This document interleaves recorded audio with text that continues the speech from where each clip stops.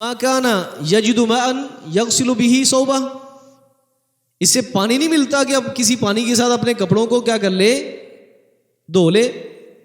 نبی علیہ الصلوۃ والسلام انتہائی اجلے کپڑے پہنتے تھے، مہمان کو آتا تو مہمان کے لیے بھی نبی علیہ الصلوۃ والسلام نے کپڑے الگ سے رکھے ہوتے تھے، حالانکہ آپ ہر حالت میں آپ اجلے صاف ستھرے کپڑے پہنا کرتے تھے، ایک نفیس شخصیت کے مالک تھے نبی علیہ الصلوۃ والسلام۔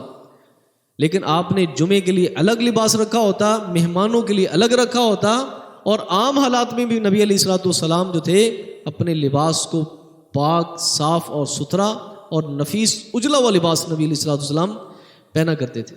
بالوں کے بارے میں نبی علیہ الصلوۃ والسلام نے فرمایا من کان لہ شعر فلیکرم شعرہ، جس آدمی کے بال ہیں وہ اپنی بالوں کی عزت کرے۔ بالوں کی عزت کرنے کا مطلب یہ نہیں ہے کہ انسان جو ان کو بڑھاتا جائے، ٹھیک ہے میں اس کی عزت کر رہا ہوں، نہیں، ان کو سنوارنا، ان کو تیل لگانا، اس کو کنگھی کرنا۔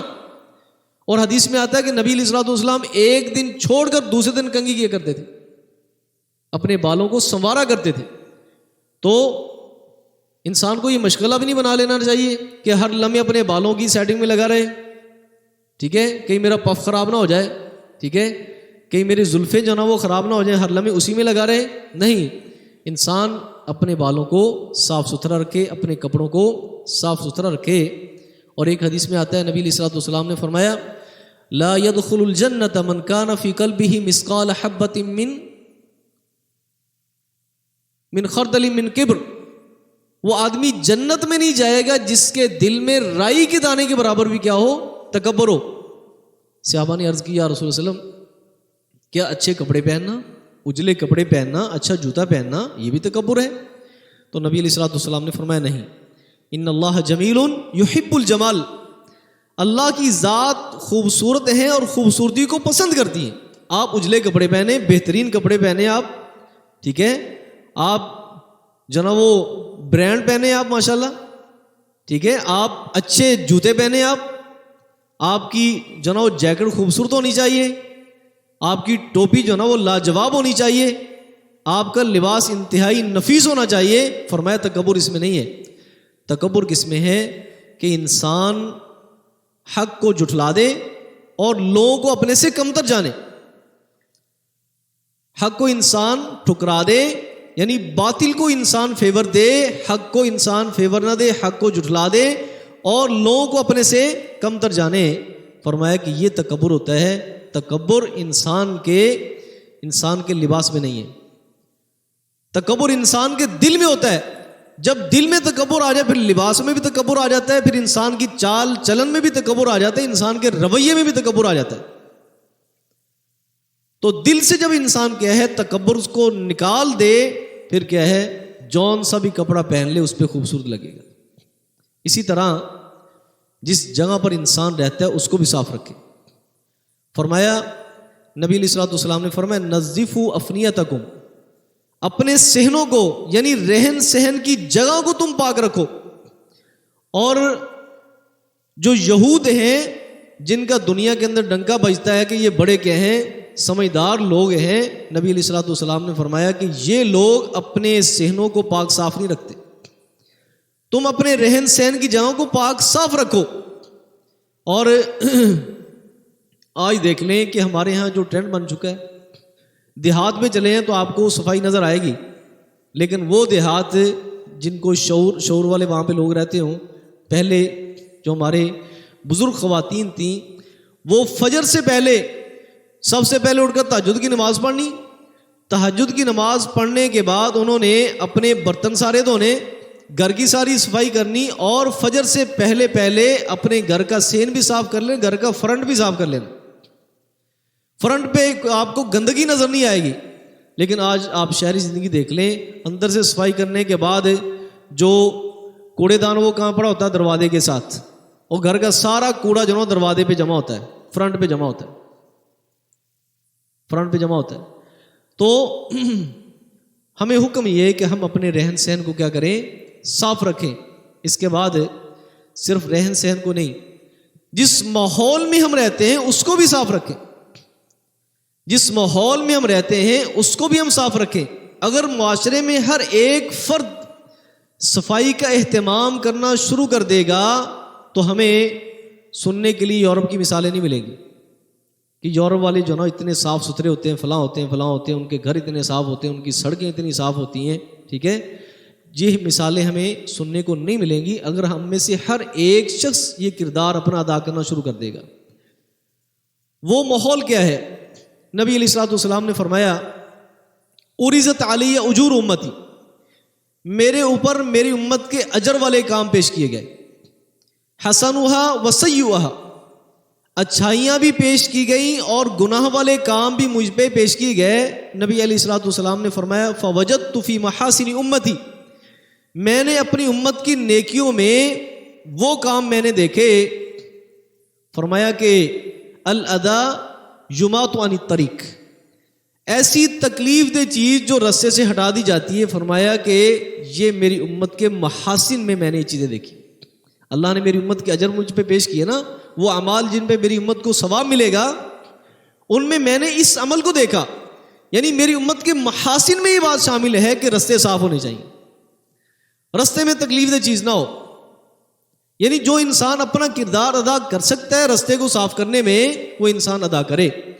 کوئی ٹہنی ہے جو حد سے بڑی ہوئی ہے، لوگوں کی آنکھوں میں لگنے کا خدشہ ہے، خاص طور پہ آج کے دور میں جو یہ فلیکس وغیرہ جو لٹکا دی جاتے ہیں نا پول کے ساتھ، جب ہوائیں ان کو کیا کرتی ہیں، ہوا کے ساتھ جب وہ خراب ہو جاتا ہے، اس کی جو لکڑیاں سائڈ پہ نکل جاتی ہیں، وہ بالکل جو موٹر سائیکل پہ چلنے والے ہوتے ہیں ان کے بالکل سر کے برابر ہوتی، اللہ معاف فرمائے کسی کی آنکھ بھی نکل سکتی ہے۔ تو یہ گورنمنٹ کو بھی چاہیے کہ اس کو ذرا جو نا وہ پابندی لگا دی جائے، نشانات لگا دی جائیں کہ اس سے نیچے جو نا فلیکس نہیں لگنے چاہیے۔ تو اگر انسان کو دیکھتا ہے جو نا وہ ٹریفک کو دے کر آگے پیچھے دے کر انسان ایسی تکلیف دہ چیزوں کو رستے سے ہٹا دے، اللہ خالق کائنات نے صرف اس ایک عمل کی بنیاد پہ ایک آدمی کو جنت کا وارث بنا دیا۔ اور حدیث کے الفاظ ہیں کہ وہ جنت کی جو نا نعمتوں میں غوطے لگا رہا تھا۔ اس نے کام کیا کیا تھا کہ ایک ٹہنی جو حد سے بڑی ہوئی تھی آنے جانے والوں کو پریشان کر دی، اس نے اس ٹہنی کو کاٹ دیا تھا۔ اللہ نے اس ایک عمل کی بنیاد پہ اسے جنت کا وارث بنا دیا۔ تو نبی علیہ السلام نے فرمایا میری امت کے محاسن میں یہ بات شامل ہے، الادا یماط عن الطریق، اور فرمایا کہ برائی کیا ہے اور گناہ جو میرے اوپر پیش کیا گیا جسے لوگ کچھ سمجھتے نہیں ہیں، فرمایا کہ وہ تھوک ہے تکون فی المسجد، جو مسجد کے ایریے میں تھوک پڑی ہوتی ہے، کسی نے وہاں پہ تھوک دیا ہے، ٹھیک ہے، یا اپنا ناک صاف کر دیا ہے، لا تدفن، جسے دفن نہیں کیا گیا، جس پہ مٹی نہیں ڈالی گئی یا وہاں پہ اس کو صاف نہیں کیا گیا، فرمایا یہ میری امت کے گناہوں میں یہ بات شامل کی گئی۔ اور پھر مسجد کی وہ دیوار یعنی قبلے والی سائڈ پہ حضور نے انتہائی کراہت کا اظہار کیا۔ حدیث میں آتا ہے کہ نبی علیہ الصلوۃ والسلام مسجد نبوی میں داخل ہوئے تو دیکھا کہ جو دیوار قبلے کی جانب ہے اس پہ تھوک لگی تھی، حضور نے کراہت کا اظہار کیا تو صحابی نے اسے صاف کر دیا۔ فرمایا کہ البصاق فی المسجد خطیہ وکفارتها دفنها، مسجد میں تھوکنا گناہ ہے اور اسے دفن کر دینا اس کا کفارہ ہے، یعنی اس کو صاف کر دینا اس کا کفارہ ہے۔ اگلے دن حضور نے پھر دیکھا کہ اس دیوار کے ساتھ پھر تھوکا ہوا کسی نے، تو حضور نے انتہائی کراہت کا اظہار کیا۔ اتنے میں ایک انصاری عورت آئی، اس نے اپنے پلو کے ساتھ اسے صاف کر دیا، وجعل مکانها بخورا، اور اس کی جگہ پہ خوشبو لگا دی، اسی جگہ پہ کیا لگا دی؟ خوشبو لگا دی۔ تو حضور نے کیا فرمایا ما احسن ھذا، یہ احسان ہوتا ہے۔ یہ کیا ہوتا ہے؟ کسی بھی کام کو انجام دینے میں انسان اس کی سب سے خوبصورت طریقہ جو اپنائے گا نا اس میں احسان پیدا ہو جاتا ہے۔ اور احسان ایک ایسا عمل ہے، ان اللہ یحب المحسنین، اللہ کی محبت ایسے لوگوں کو شامل حال ہو جاتی ہے۔ اس طرح اس ماحول کو پاک صاف رکھنے کے لیے نبی علیہ الصلوۃ والسلام نے فرمایا الایمان بضع وسبعون شعبہ، اسلام کے 70 کے قریب شعبے ہیں، اعلیٰ قول لا الہ الا اللہ، سب سے اعلیٰ شعبہ کون سا ہے؟ لا الہ الا اللہ کہہ کے اسلام میں داخل ہو جانا۔ اور فرمایا وادناها اماطۃ الاذى عن الطریق، آپ یوں سمجھ لیں کہ دو چیزوں کے اندر اسلام بند ہے، ایک توحید جس کا تعلق اللہ کی ذات کے ساتھ ہے، اور اماطۃ الاذى عن الطریق، رستے کو صاف کرنا، رستے سے تکلیف دہ چیز کو ہٹا دینا۔ فرمایا سب سے ادنا درجہ اسلام کا یہ ہے، ان دونوں کے مابین کیا اسلام ہے؟ اعلیٰ کا تعلق اللہ کے ساتھ ہے اور ادنا کا تعلق پبلک کے ساتھ۔ جس سے لوگوں کو تکلیف پہنچتی ہے، انسان اس چیز کو کیا کر دے، ہٹا دے، یہ ایک عمل انسان کے جنت میں جانے کے لیے کافی ہو جائے گا۔ اور اس طرح حضور نے فرمایا اتقوا اللعانین، دو لعنت والی چیزوں سے بچو، دو لعنت والی یعنی جو لعنت کا سبب بنتی ہیں۔ اور اس کا مطلب یہ ہے، ویسے تو حضور نے کسی کے اوپر لعنت کرنے سے منع فرمایا ہے، کیونکہ لعنت کا کلمہ ایک ایسا کلمہ ہے کہ آسمان کے دروازے بند ہو جاتے ہیں، آسمان کے دروازے، یرفع الیہ الکلم الطیب والعمل الصالح، اللہ کی طرف پاکیزہ کلمات اٹھ کر جاتے ہیں اور نیک اعمال اٹھ کے جاتے ہیں، لیکن جو شخص یہ کام کرتا ہے گویا اس پہ اگر لعنت کر دی جائے تو وہ مستحق اس بات کا۔ فرمایا کہ الذی یتخلی فی طریق الناس او فی ظلہم، جو رستے میں بول و براز کرتا ہے۔ ہمارے یہاں دیکھیں ماشاءاللہ جناب، وہ ایک بڑا شہر ہوتا ہے، ٹھیک ہے، آپ لاری اڈے پہ جا نہیں سکتے، پبلک مقامات سے آپ گزر نہیں سکتے کہ دیواریں جو ہے نا وہ وہاں پہ لوگ بول و براز کر کے تعفن زدہ ہو چکی ہیں، ٹھیک ہے۔